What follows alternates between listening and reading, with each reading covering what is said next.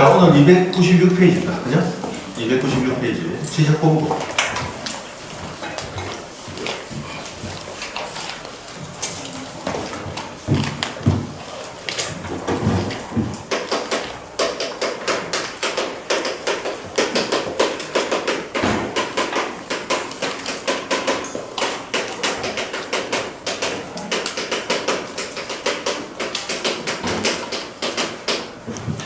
자, 우리 토지 표시 6가지를 공부하는 지적법, 정식 명칭은 공간 정보의 구축 및 관리에 관한 법률이라고 합니다.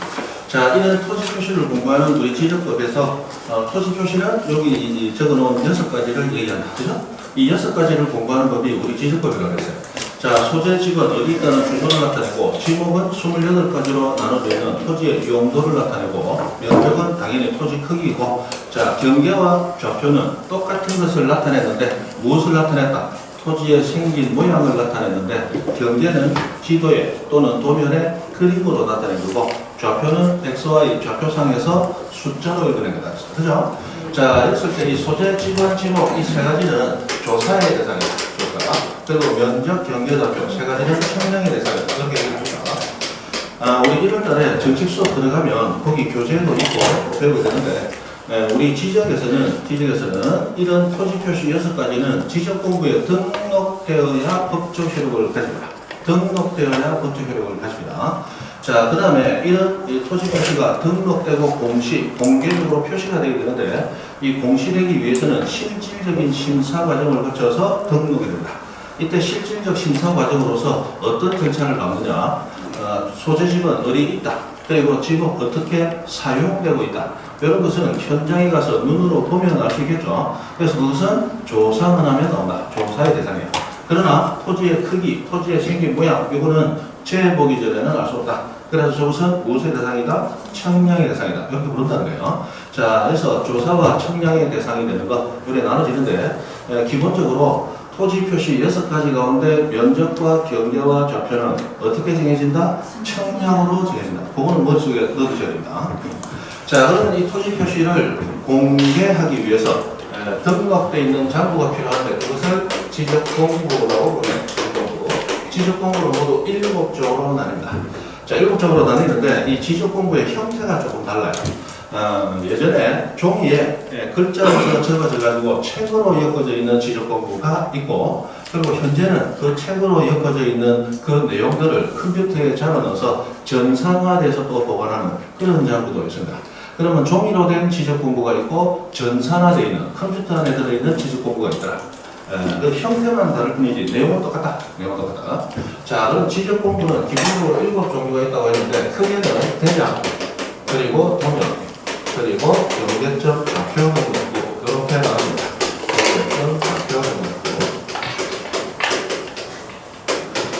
자, 크게 분류할 때 이렇게 3가지로 분류하는데, 대장은 4가지가 있어요. 대장. 우리가 익히 들어보직한 토지 대장, 그리고 임야 대장, 그리고 공유지 영영부라는 게 있고, 그 다음에 퇴직권 등록부라고 하는 게 있어요.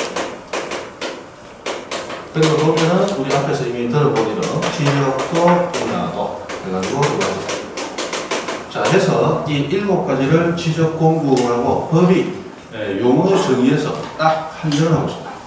7가지. 이 7가지가 지적공부다. 그럼 이 7가지를 제외하고는 원칙적으로 지적공부는 아닌 거예요. 자, 우리 지적법을 배우다 보면 여기 나오는 7가지 이름의 장부 이외에 뭐 일람돈이, 지번 색인표니, 결건 대장이니, 지상 경계점 등록분이, 또는 부동산 종합공본이 하는 이름들이 가끔씩 나와요. 그 중에 중요한 장부들도 있지만 그것들은 일단 지적공부는 아니다. 지적공부라고 불리는 건 여기 7가지 뿐이다.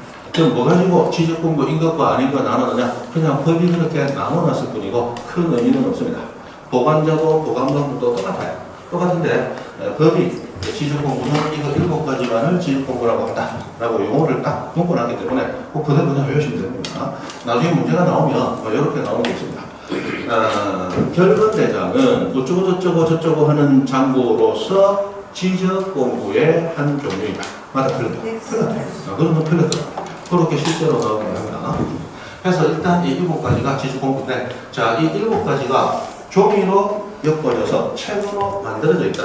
이거는 그 형태를 우리가 눈으로 볼 수 있다라고 해서 법에서 쓰는 용어가 아니고 학자들이 눈에 보인다. 가시광선, 눈에 보이는 광선 하듯이 이것은 가시적 지적 공부 뭐 이런 이름으로 불렀습니다. 예전에 이 가시적이라는 이름이 우리 시험에 나온 적도 한 번 있어요. 그런데 그 이후로는 안 나오니까 막 가시하면 눈에 보이는 거 책으로 된 얘기가 있는 겁니다. 이거 생각하시면 되고 그 다음에 또 학자들이 불가시 가시가 아니다. 눈에 보이지 않는다. 불가시적 지적 공부 이렇게 부르면서 이제 컴퓨터 안에 들어가야 돼요. 내용이 컴퓨터 안에 보관되어 있는 거지. 그 형태는 우리가 보거나 만질 수가 없죠. 모니터를 통해서 내용만 확인할 수 있지 형태는 볼 수 없다는 말이에요. 그것을 불가시, 눈에 안 보이는 지적 공부 이렇게 불렀는데 이것을 현재 우리 법은 정보 처리 시스템 이런 말로 부릅니다.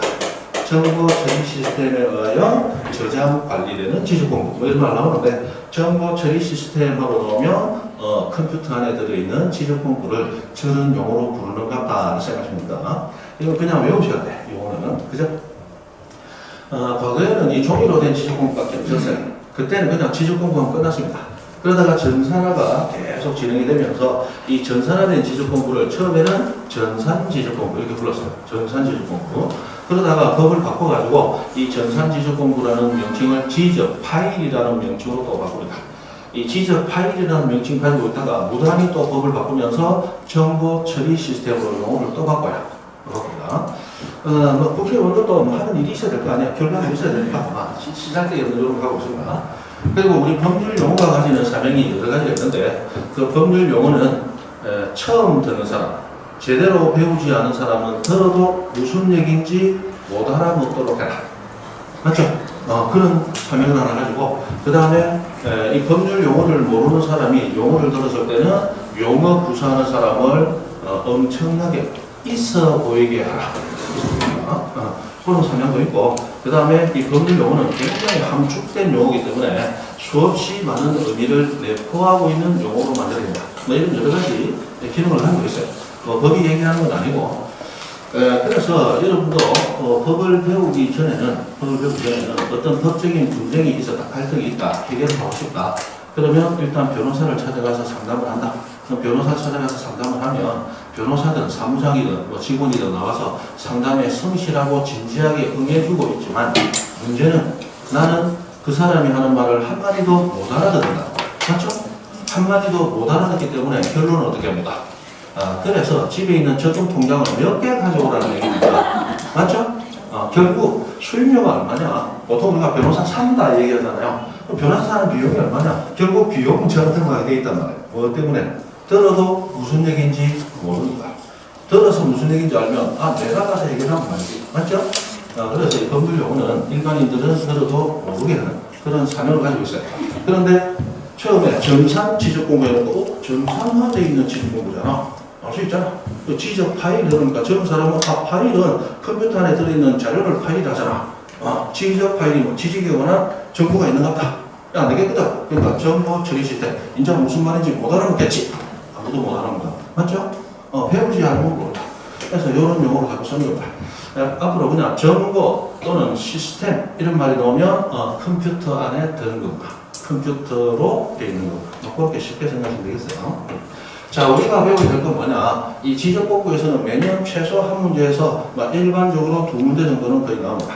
자, 우선 뭐가 나오느냐? 각종의 장부에서 어떤 내용이 등록되어 있고 어떤 내용은 빠지느냐? 그거 구분하는 거. 그 부분하는 거. 그래서 우리 초등학교 때부터 많이 쳐왔던 시험이죠? 많이 쳐왔던 시험이에요. 다음 중 여기에 있는 것이 아닌 것은, 다음 중 여기에 기록되어 있는 것은, 뭐 이런 식으로 나온단 말이에요. 맞잖아요.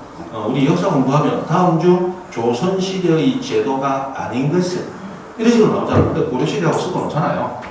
똑같은 대로 나오는 거예요. 그러면 대장에 등록되는 거, 연명부, 대지권 등록부 각각 등록되는 내용이 같은 것도 있고 공통되는 것도 있고 다른 것도 있더라.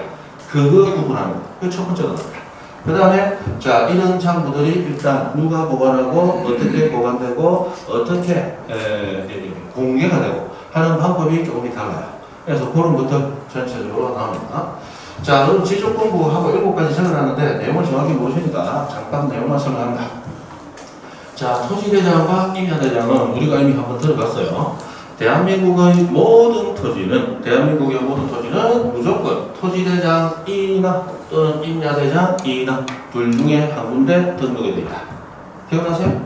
대한민국 모든 토지는 토지대장에 등록되어 있거나 임야대장에 등록되어 있는데 토지대장에 등록되어 있는 토지는 지도 중에 반드시 무슨 도? 지적도에 등록이 되고 임야대장에 정보 등록된 토지는 반드시 무슨 도? 임야도에 세트로 등록이 된다. 그리고 두 군데 모두 등록되는 토지가 있으면 된다, 안 된다? 안 된다. 이중 등록 금지된다고 했죠. 그래서 토지대장 지적도 등록되어 있는 토지는 무조건 토지대장 지적도에만 등록이 돼야지 임야대장, 임야도에 또 등록돼서는 안 된다고 했어요. 그래서 대한민국 모든 토지는 이 두 개 대장에 서로 나눠서 등록이 되어 있습니다. 그런데 자, 이 밑에 있는 네 가지까지 합쳐서 이 넓은 의미의 대장에서는 소유자가 누구니 그 소유자에 대한 정보를 같이 담고 있습니다. 자, 여기서 중요한 건 우리 지적 공부에는 토지 표시만 공시되는 게 아니고 몇 가지가 더 공시가 되는데 그 중에 소유자가 누구인지를 알 수 있기 위해서는 7가지 중에 4가지를 봐야 돼요. 이 4가지에만 소유자에 대한 정보가 들어가 있어요. 경계점 좌표 등록부를 보면 실제로 나오는 문제입니다. 경계점 좌표 등록부를 보면 토지의 소유자가 누구인지를 알 수 있다. 이런 문제가 나와요. 틀렸죠? 거기는 안 나온다 이 말이에요. 소유자는 여기 4가지에만 등록이 됩니다. 다 등록이 되는데 이 토지대장, 임야대장은 대한민국 모든 토지 다 등록시켜 놓고 있죠. 그런데 그 모두 등록되어 있는 이 토지 임야대장에는 소유자를 한 사람만 적을 수 있도록 양식이 마련되어 있습니다. 소유자가. 그럼 토지가 한 개가 있더라. 우리는 한 필지라는 표현을 한다고 했죠. 한 필지가 있더라. 그러면 토지가 한 필지면 소유자도 반드시 한 사람이어야 됩니까? 여러 사람이 돈을 나눠서 서로 조금씩 보태서 투자해서 여러 명의 소유자가 공동 소유할 수도 있습니다. 공동 소유할 수도 있죠. 여러분 민주의 물권법 지금 소유권 들어가십니까? 아직 안 들어갔습니까? 공동 소유, 공유, 합유 뭐 이런 얘기 안 하셨어요? 예. 아직까지? 네. 자, 어쨌든 물건 하나를 한 사람이 소유할 수도 있고 물건 하나를 여러 사람이 같이 소유할 수도 있어요. 맞죠? 예. 아버님, 어머님 돌아가셨다. 그럼 아버지, 어머니가 가셨던 재산은 자식 한 사람이 다 가져가요? 자식이 공동으로 가져요? 공동으로, 그것도 공동 소유다. 맞죠? 자, 그러면 공동 소유하는 토지의 경우에 소유자를 공시 등록하고 알려줘야 되는데 토지대장이나 임야대장은 소유자를 몇 사람만, 한 사람만 등록하도록 되어 있다. 그래서 그 소유자에 대한 정보를 따로 모아서 공시하는 정보가 필요하더라. 그래서 나온 게, 자, 공유는 공동 소유를 줄였다 생각하시면 돼요. 공동 소유하는 땅지, 공동 소유하는 토지의 경우에 연명, 이름명, 연이어서, 연달아서 이름을 기록해 놓은 장부. 그게 공유지 연명부입니다. 그럼 공유지 연명부는 모든 토지에 대해서 만들어진다. 소유자가 여러 명의 토지에 대해서만 만들어진다. 소유자가 여러 명의 토지에 대해서만 그렇게 만들어진다. 그리고 자, 소유자가 여러 명의 토지가 있는데 이 토지 위에 건물이 있어요. 이 건물이 있는데 이 건물이 우리 아파트 같은 공동주택이 대표적입니다. 여러분 나중에 민법 배우고 나면 민사특별법이라는 이름으로 5가지 법을 배우게 될 거예요. 그 중에 집합건물의 소유 및 관리에 관한 법률이라는 겁니다. 집합건물. 그럼 여러분이 살고 있는 아파트 같은 이 공동주택이 대표적인 집합건물이라고 불리는 겁니다. 그 집합건물의 경우에 그 아래에 깔려있는 토지가 있죠. 우리 아파트 들어가면 아파트 부지가 있잖아요. 그럼 아파트 부지는 한 필지로 되어 있을까요? 여러 필지로 되어 있을까요? 잘 모르죠? 한 필지로 되어 있어요. 자, 내가 2000세대 아파트 산다. 2000세대 아파트 살면 한 2만 평 정도 부지가 필요해요.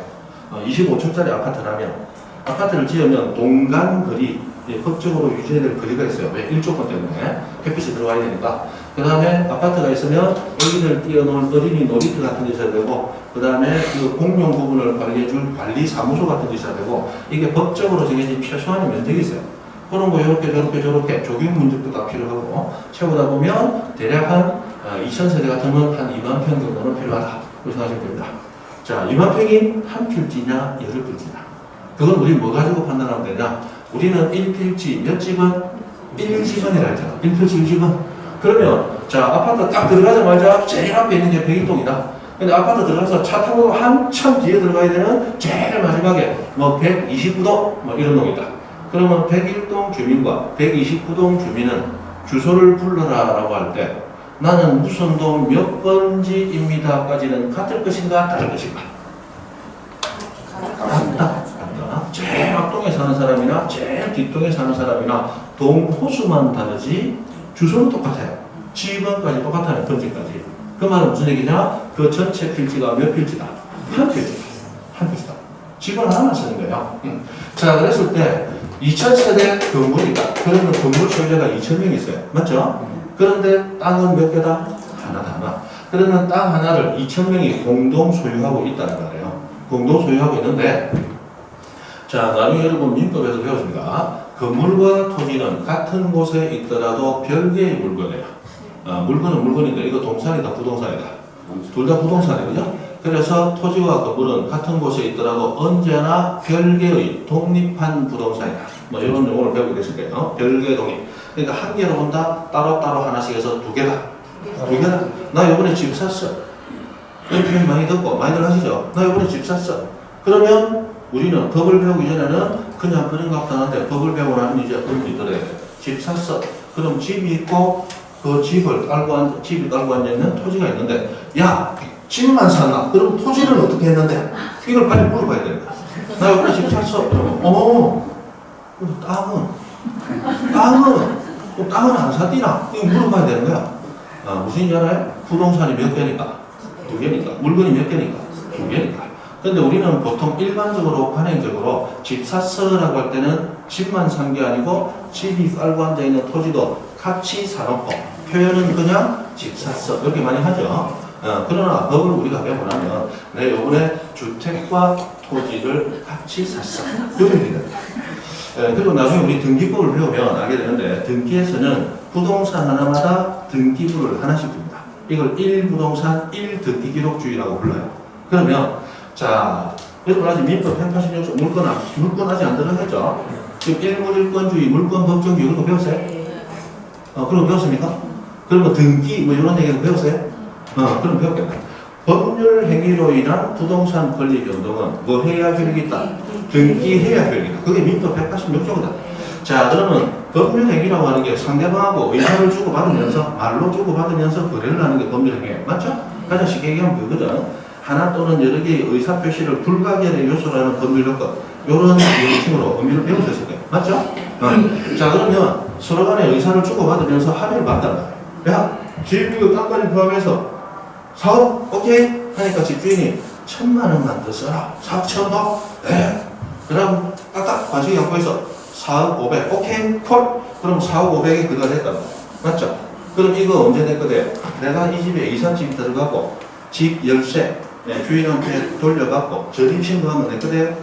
안 됩니다. 안 됩니다. 내가 여기 들어와서 10년을 살았어요. 온 동네 사람들을 불러서 집들이 했고 집 앞에 문패도 내 이름 붙여놓고 혹시나 불안해서 동네 들어오는 골목 초입부터 해서 우리 집 앞에부터 해갖고 저 뒤에 빠져나가는 데까지 현수막 15개 걸었어요. 이제 이건 내 거다. 내 거대요? 안 돼요. 언제 내 거대요? 등기해야 됩니다. 등기해야 됩니다. 근데 우리가 보통 집 샀다라고 한 개 산 것처럼 얘기하지만 우리는 몇 개를 산 거예요? 두 개를 산 거죠. 그러면 건물도 등기부가 따로 있고 토지도 등기부가 따로 있는 거예요. 그러면 집이 내 것이 되기 위해서 우리가 보통 얘기하는 집과 토지가 내 것이 되기 위해서는 등기가 몇 번 돼야 되는 거예요? 2번 돼야 돼요. 2번. 무슨 이해하세요? 2번 돼야 되는 거예요. 그리고 건물과 토지는 같은 사람이 가질 수도 있지만 서로 다른 사람이 권리를 가질 수도 있어요. 왜? 별도의 물건입니다. 그러니까 건물은 값보고 토지는 을보다. 이것도 가능해요. 네, 값은 내 땅은 아닌 대신 소유자인 을로부터 땅을 20년 동안 쓰는 권리를 내가 빌렸어. 이렇게 되면 20년 동안은 건물을 지어서 살 수도 있겠죠. 그래서 별도 소유자가 존재할 수도 있어. 이걸 이제 별도로 처분할 수 있다. 이렇게 얘기합니다. 그런데 만약에 을의 땅인데 갑이 건물을 지었는데 을의 땅을 사용하기 위해서 권리를 빌리려고 하니까 돈을 너무 많이 달라고 그래. 그 돈 없어. 그래서 온 동네 돌아다니면서 땅 관리를 잘 안 하는 사람 땅을 발견해서 집을 야간에 파바박 지어 올린 거예요. 자, 그걸 잘 사용하고 있다가 을이 어느 날 지나가다가 내 땅 잘 있나 구경하러 왔더니 보도 못한 집이 있어요. 그러면 어른값 보고 요구합니다. 자, 내 땅은 내가 사용해야 되는데 내가 사용하려고 했더니 당신 집 때문에 내가 사용에 방해를 받고 있다. 그러므로 그 방해를 제거해 주세요. 여러분 물권적 청구권 이전에 배우셨어요? 반환 청구권, 방해 제거 청구권, 방해 예방 청구권, 그죠? 그래서 내 토지 소유권 방해를 하고 있는 건물을 제거해 주세요. 방해 제거 청구권을 행사합니다. 그러면 답은 의 자신의 물건을 마음대로 사용 수익할 수 있도록 건물을 빼줘야 되는 거예요. 건물은 들고 나갈 수 있다 없다? 없다. 부동산이다. 그러니까 결국 뭐하게 돼요? 철거, 깨부수게 된다. 맞죠? 그러나 이것을 깨부수더라도 이 건물의 가치는 제로 완전히 없어졌지만 손해를 보는 사람은 선의의 선량한 자는 손해보는 사람이 있어요? 없어요? 없어요. 타인의 토지임을 알면서 무단으로 집을 지은 그 사람만 손해보는 거죠. 그런데 아파트 들어왔다. 자, 아파트에 101호부터 2502호까지 있는데 101호 소유자가 건물에 대한 권리만 있고 토지 사용할 수 있는 권리가 아무것도 없더라.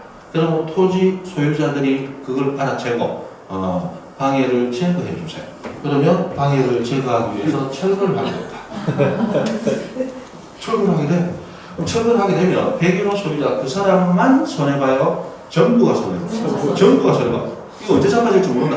이 집은 아무리 싼 가격에 내놔도 산다 안 산다? 안 사? 뭐가 비쌌어요? 이거 사게? 그래서 이런 경우는 원래 건물과 토지는 별개의 물건이지만 이런 경우는 별개의 물건으로 소유자가 각각 다르게 존재해서는 안 되겠구나 라고 해가지고 이때 이 건물 소유자가 토지를 사용할 수 있는 권리를 가져야 되는데 이 건물에 대한 권리와 토지에 대한 권리를 한 개처럼 묶어버립니다. 묶어가지고 자, 우리 일반 주택에 사시는 분들은 건물만 팔거나 땅만 팔 수 있어요. 그러나 아파트 사시는 분은 건물만 팔지 못하고 땅에 대한 권리만 팔지 못해요. 반드시 건물과 땅에 대한 권리를 묶어서 하나처럼 팔아야겠다. 그렇게 하나로 묶어버려요. 이 묶기 위해서 별도의 용어를 하나 만들어냈는데 그게 우리 아파트 같은 집합 건물의 소유자가 땅에 대해서 가지는 권리를 뭐라고 부르냐? 대지권이라고 부른다. 대지권. 그럼 대지권이라는 이름이 나오면 여러분은 기본적으로 아파트 떠올리면 된다. 다른 거 필요 없고 지금 번호 하시면 돼. 자, 대지권이라는 이름이 나오면 뭐 떠올리면 된다? 아파트. 그럼 아파트 사는 분은 야, 내가 땅 살 돈은 없고 건물 살 돈만 딱 있는데 건물만 사고 싶다. 된다 안 된다? 안 돼. 땅만 사고 싶다. 된다 안 된다? 안 돼. 건물과 땅 같이 사야 돼. 자, 일반 건물, 일반 토지 가지는 분들은 내가 돈이 필요하다. 은행에 대출을 받는다. 대출 받을 때 건물만 저당권으로 설정해주고 돈을 빌릴 수도 있어요. 은행과 합의만 되면. 그런데 아파트 사시는 분은 건물만 해가지고 돈 빌릴 수 없어요. 왜? 등기 신청하러 가면 건물과 토지 같이 등기합니다. 권리는 항상 같은 사람이 같이 가져야 되기 때문에 그런 등기는 안 받아줘요. 그래서 건물과 토지는 하나처럼 다루게 되는데 이 하나처럼 다루기 위해서 별도로 만들어낸 용어 우선권, 대지권이라는 이름을 씁니다. 대충 그 정도. 그러면 공유지 연명부라는 말이 나오면 공동 소유하는 토지에 대해서 소유자 이름 연달아 기록해 놓은 장부. 맞죠? 그런데 그냥 공동 소유하는 땅이 아니고 건물과 토지가 하나로 묶이는 아파트 같은 집합 건물이 있는 땅에 대해서는 별도로 뭘 만든다? 대지권 등록부라는 이름의 장부를 만들더라는 거예요. 자, 그럼 공유지 연명부 나왔다. 위에 아파트 있다 없다? 없다? 없다. 대지권 등록부 나왔다. 위에 아파트 있다 없다? 있다. 그렇게 생각하면 돼. 그렇게 구분해서 넣게 됐다. 자, 일단 그 정도만 하시고 요거 하나하나 다 하려면 요것만 가지고 한 시간 해야 되는데 오늘 우리 지적법 끝을 내야 되니까 전체적인 털만 보는 겁니다. 자, 그럼 지적 공부에서 제일 중요한 것이 각각의 장부에 뭐가 등록되느냐라는 게 제일 중요합니다. 자, 그러면 우리 지적 공부에 등록되는 각각 등록사항 중에 제일 중요한 것은 당연 토지 표시 6개입니다. 그러면 소재 지번과 지목, 그리고 면적, 그리고 경계, 그리고 좌표 이렇게 6가지가 있는데 자, 이 좌표는 어디만 등록되느냐? 경계점 좌표 등록부에만 등록됩니다. 경계는 당연히 도면, 지적도, 인여도에만 등록됩니다. 다른 데 등록이 안 돼요. 그러면 만약에 문제가 자, 토지 대장을 보면 토지의 경계가 나와 있다. 맞다, 틀렸다. 틀렸다. 토지대장에는 경계 없다. 경계는 어디만 있다? 도면, 지적도, 임야도에만 있다. 무슨 말인지 이해되세요? 이렇게 하는 거다. 네? 자, 그러면 소재 지번은 어디에 등록되느냐? 모든 지적 공부에 다 등록된다. 소재 지번은 토지가 어디에 있다라는 거죠? 어디에 있다라는 거예요. 그러면 자, 저 토지에 대한 정보를 주기 위해서는 이 토지는 소재지번 주소가 이런 토지이다라는 걸 전제로 깔아놓고 이 토지는 면적이 얼마다 이렇게 나와야지. 자, 토지가 하나 있는데 면적이 100평이야. 생긴 꼬라지는 삼각형으로 생겼어. 소유자는 갑이야. 어디 있는 토지인데? 그거 안 나와 있나? 그거 없던데? 그럼 나도 모르지. 그럼 그 정보예요, 정보가 아니야. 정보 아니잖아요. 그래서 모든 지적공부에는 무조건, 모든 지적공부뿐만이 아니고 모든 작부에는 무조건 토지의 무엇은 소재 지번은 지번으로 들어가요. 소재 지번. 됐습니다. 자, 그럼 모든 지적공부 등록이 되어 있는데 지목은 어디에 등록이 되어 있느냐? 도면과 대장에 등록이 됩니다. 자, 이게 도면은 지적도와 임야도 당연히 두 가지가 있고, 대장은 여기 보면 네 가지 대장이 있죠. 네 가지 대장이 있는데 우리 지적법이 처음 만들어졌을 때 대장은 요 두 가지밖에 없었어요. 토지대장, 임야대장. 토지대장, 임야대장. 공유지 연명부는 중간에 법이 개정되면서 니도 지적공부 하자라고 편입돼 들어왔고, 처음에 우리 지적법이 만들어질 때는 대지권 등록부라는 것 자체가 없었어요. 대지권 등록부는 중간에 만들어져 가지고 우리 지적공부로 편입이 되게 된다. 그래서 요 밑에 두 가지는 편입성이고, 전통적 의미의 대장은 토지대장, 임야대장. 요 두 가지가 있습니다. 두 가지. 자, 그러면 지목은 대장에만 등록된다라고 했을 때 아무 말 없이 대장 넣으면 전통적 의미의 대장. 뭐 얘기한다? 토지대장, 임야대장. 두 가지만 얘기한다. 그리고 면적은 어디만 등록되느냐? 대장에만 등록돼요. 역시 토지대장, 임야대장을 얘기한다. 그렇게 돼요. 자, 앞으로 뭐 지적법 배우면서 대충 한 번씩 그런 얘기 할 때가 있습니다. 우리나라의 모든 정책은 정책적인 합리적인 의미도 있지만 가장 중요한 건 경제적인 뒷받침이 이루어져야 됩니다. 경제적인 뒷받침. 돈이 없는데 돈 많이 써야 되는 정책을 내봤자 실현된다, 불가능하다. 불가능하죠. 그래서 돈이 맞춰줘야 돼요. 돈이. 자, 우리나라 1945년도 해방됐습니다. 해방될 때 일제 35년 그 치하에서 특히 일본이 대동아 전쟁이라고 저거 부르는 2차 세계대전 원흉이잖아. 일본이 맞죠? 그 2차 세계대전 치르기 위해서 저거 나라에 있는 것뿐만이 아니고 저희가 식민지로 삼고 있는 우리나라에 있는 물자들을 다 빼돌려갔답니다. 전부 다 빼돌려갔어요. 맞죠? 산에 있는 송진까지 다 끌고 나갔다. 그 송진을 하기 위해서 이 기름 대신 쓰는 기술이 있다. 도 기름 대신 쓴다고. 집에 있는 숟가락, 젓가락, 쇠가 거는 총알만 되니까 다 빼돌렸대요. 남은 게 하나도 없어요. 남은 게 없다고. 기차 만들어준 거는 그거 쉽게 실어 달라고 하고, 맞죠? 항만 만드는 것도 우리나라 쌀, 일본 실어 달라고 만드는 거고, 그렇게 했단 말이에요. 옛날에 독일이 프랑스에 각종 해준 게 전부 물자 빼돌리려고 해서 독일은 시위를 했어. 근데 일본은 뭐라고 했어요? 우리가 도와주려고 했는데, 우리가 이거 너가 철도나 했나? 지금 그러고 참 우리나라들은 보면 민족성은 엄청 뛰어나요. 민족성이 뛰어난데 뒤에 있는 국가들이 전부 세계 소문난 양아치 국가들만 있는 거예요. 맞죠? 3대리형 깡패 국가에다가 자기가 세계 중심이라고 하는 양아치 국가 하나고, 서민면서 저희가 최고라고 하는 이 양아치 국가 하나고, 이 생양아치들하고 같이 있기 때문에 이 생양아치 속에서도 없어지지 않고 살아남아있다. 이 조금만 땅덩어리 가지고 그것만 가지고도 이 한민족은 엄청나게 뛰어난 거예요.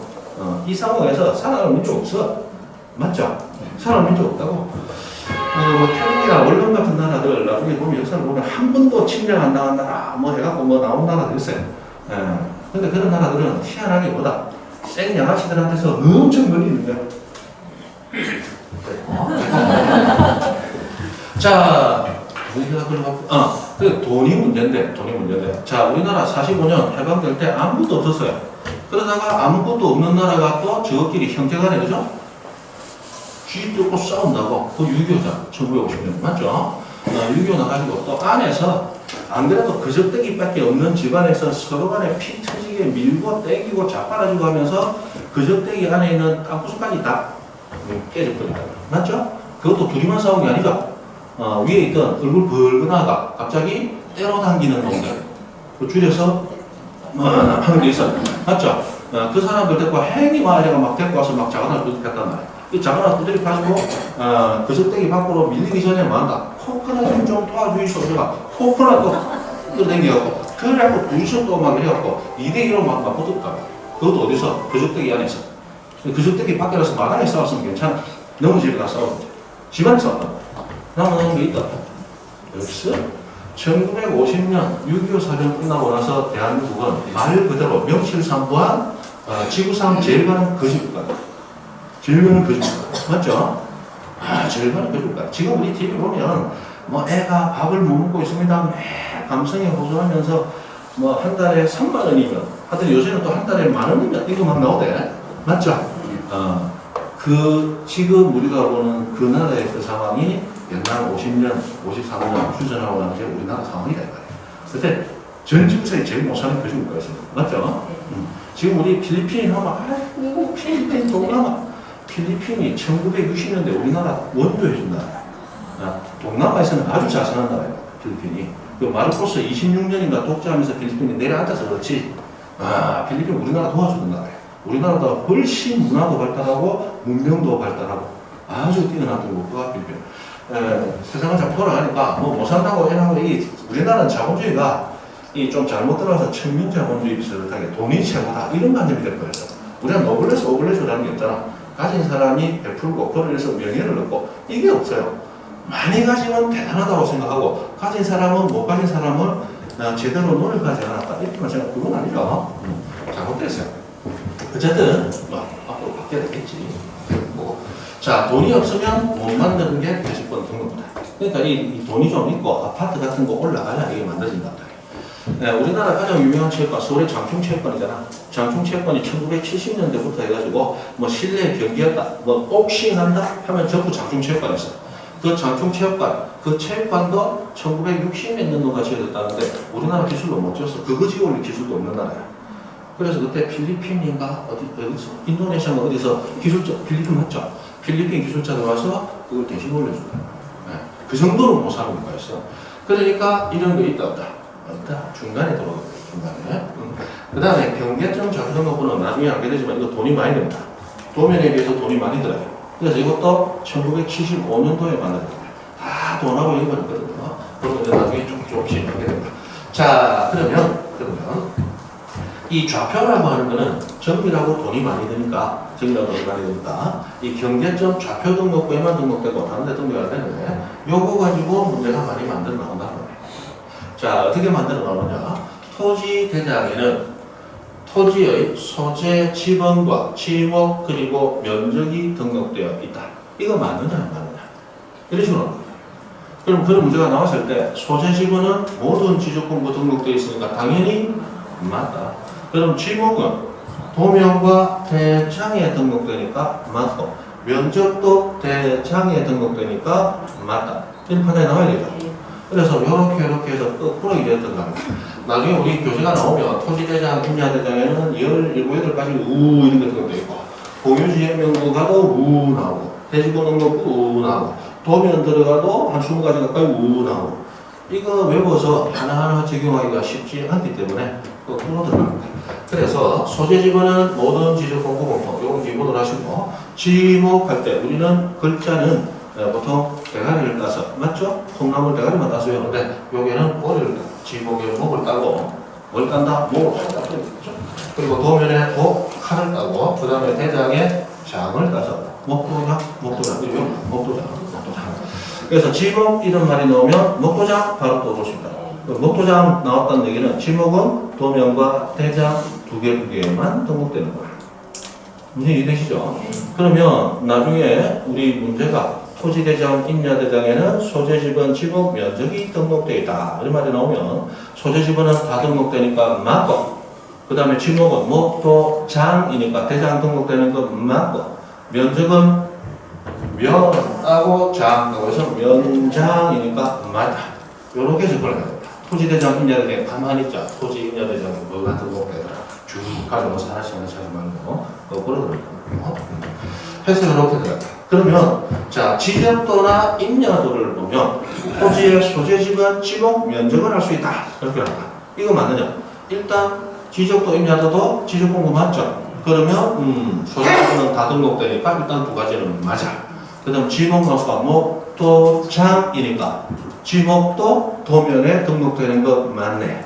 그런데 면적은 면장이니까 도면에 등록되어야 돼. 안 돼. 그러니까 틀렸구나. 이렇게 접근이 가능합니다. 됐습니다. 자, 무슨 말인지 알아들었으면 알아들은 대로 외우면 되고 못 알아들었으면 외우고 하는 것만 외우면 됩니다. 목도장, 그 다음에 면장 이렇게 나오는데 자, 이 면적처럼 대장 두 가지에만 등록되는 것이 두 개가 되어 있습니다.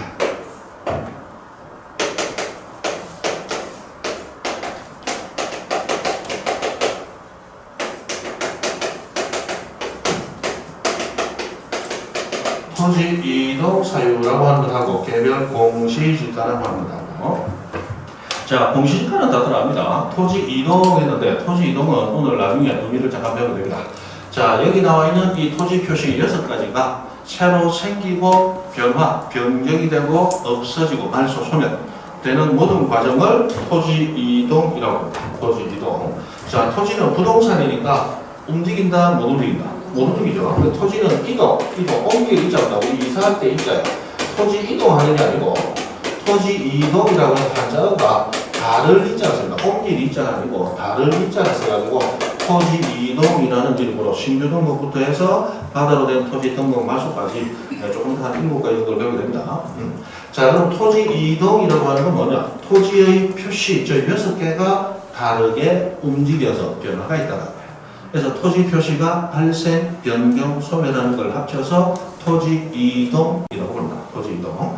그러면 자, 이 토지가 언제 신규 등록되느냐? 언제 바다에서 땅으로 매립이 되느냐? 언제 지목 변경되느냐? 혹시 합병되었다면 언제 합병되느냐? 혹시 분할된 적이 있느냐?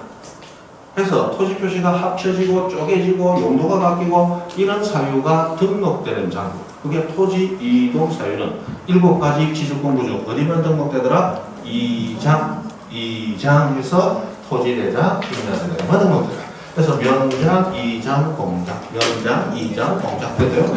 그래서 목도장, 면장, 2장, 공장, 목도장, 면장, 2장, 공장 그렇다입니다. 나중에 목도장이 뭐고 면장, 2장, 공장이 뭔지 모르더라도 일단 외우는 것이에요. 그래서 1월달에 들어가서 다시 설명드리면서 만나면 아 이게 그거였구나. 그렇게 해서 자꾸 기억을 되살리는 거예요. 일단은 외우는 게 중요해요. 목도장, 면장, 2장, 공장, 2장, 면장, 공장, 공장, 면장, 2장. 알아서 이름 잘 따시면 돼요. 그렇게 하시면 됩니다. 그래서 기본적으로 요거는 알아두시고 소유자 여기 4가지에만 등록된다. 그 정도 알아두시고 변하시죠. 변하시고 그 다음에 자 296페이지 저 밑에 보시면 02 해가지고 지적공부의 보관 및 열람 발급하는 것이 나옵니다. 자 그러면 이 지적공부가 종이로 되어 있는 지적공부하고 지적공부 그 다음에 컴퓨터에 들어있는 지적공부 정보 처리 시스템으로 나뉘게 됩니다.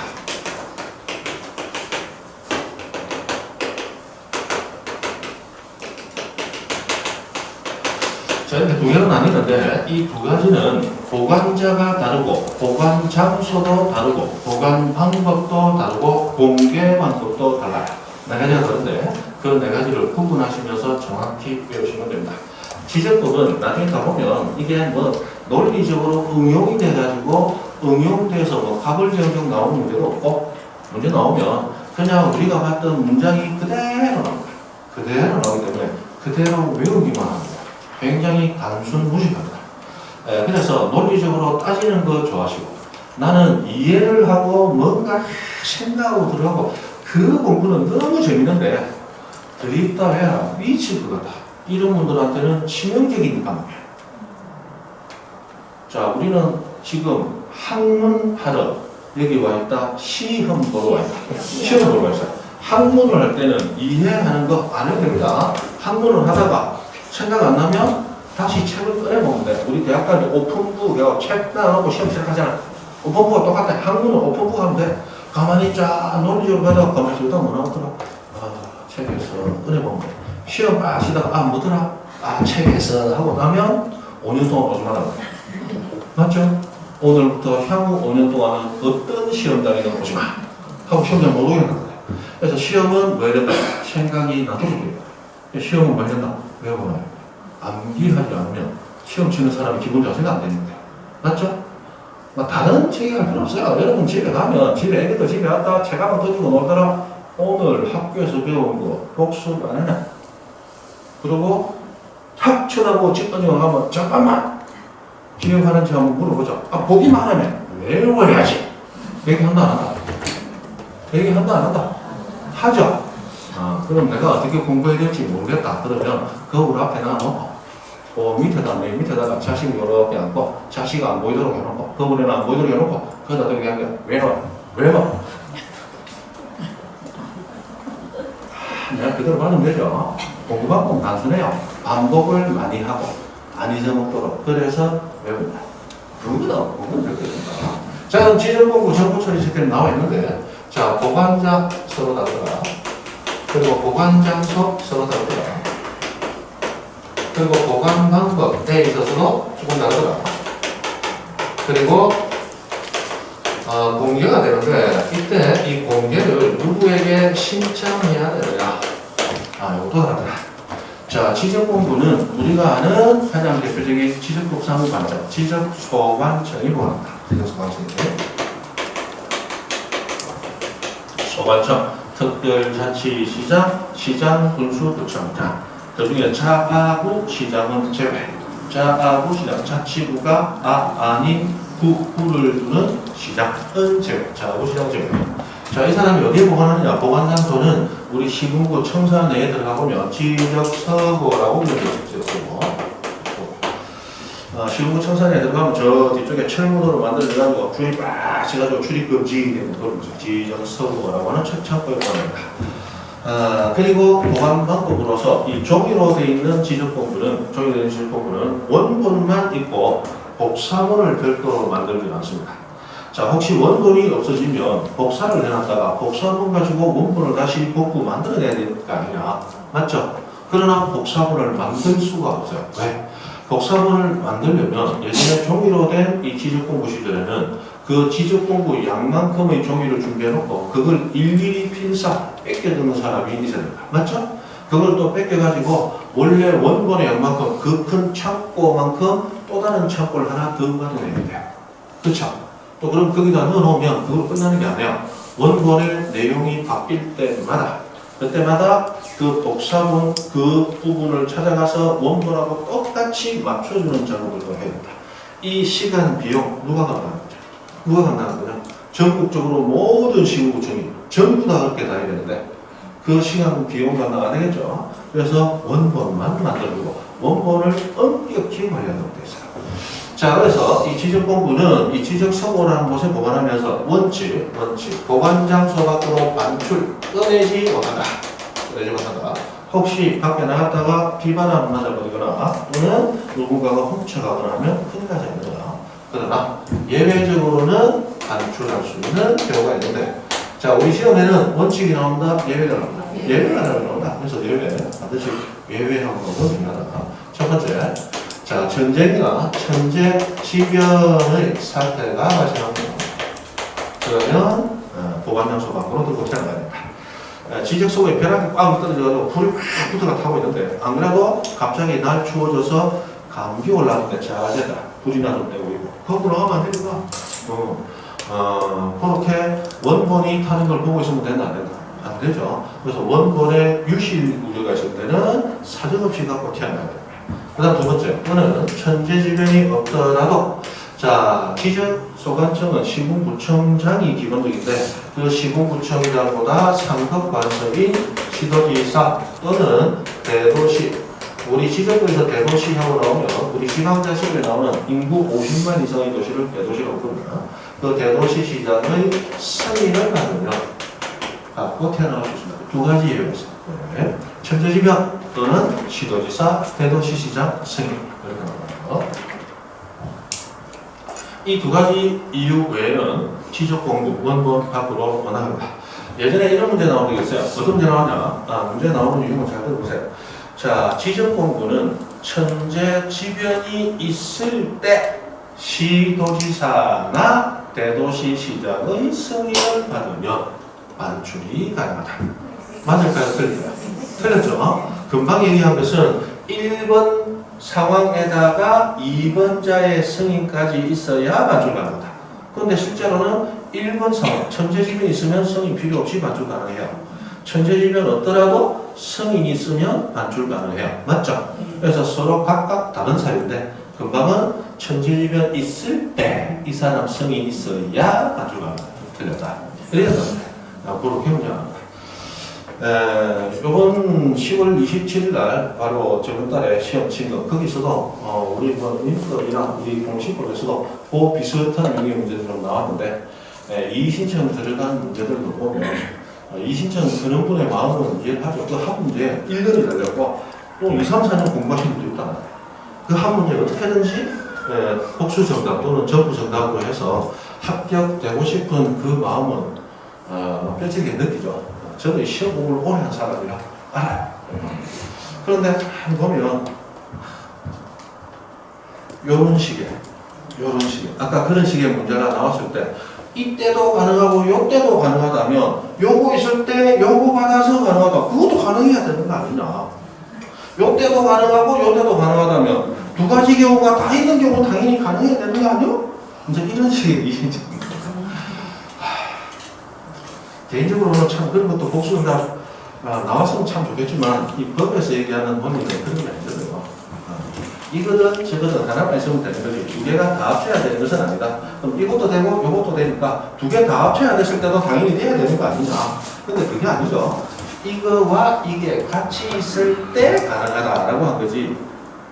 됐어. 이렇게 정하면 가야 될 건 하나. 자, 그러면 지적 공부는 누구에게 공개받느냐? 자, 지적 공부는 아까 봤듯이 원본만 있고 복사본이 없어요. 그 다음에 예를 들어서 우리 연제구에 존재하는 토지에 대한 정보는 대한민국 모든 시군구청에서 전부 보관하고 있느냐? 될 거 없습니다. 연제구에서 대한민국 모든 토지 3,800만 필지에 대한 지적 공부를 다 보관하려면 그 창고만 해도 어마어마하게 커요. 그러니까 불가능해요. 그러니까 어디 것만 보관합니까? 연제구 해당 지역의 토지 정보만 보관하는 거예요. 그러면 여러분이 옛날 지적공부 시절에 지금 연제구에 살고 있으면서 제주시에 있는 땅에 대한 정보를 가지고 싶다. 토지대장 발급받고 싶다. 예전에는 어떻게 해야 돼요? 제주시청까지 비행기 타든지 배 타든지 갔다가 와야 됩니다. 그래서 어디 가야 되느냐? 해당 지적소관청에게 신청을 해야 됩니다. 해당 지적소관청. 이 해당이라는 말이 구름 있는 부분입니다. 자, 그러면 정보 처리 시스템은 누가 보관하느냐? 요거는 이제 전산화가 되어 있는데, 이 전산화가 되어 있는 것은 관할 시도지사 또는 시군구청장이 보관을 하도록 되어 있어요. 그냥 보관장하고 나오면 안 됩니다. 그 다음에 이 정보 처리 시스템은 보관 장소가 지적 정보 관리 체계라고 하는 곳에 보관합니다. 지적 정보 관리 체계.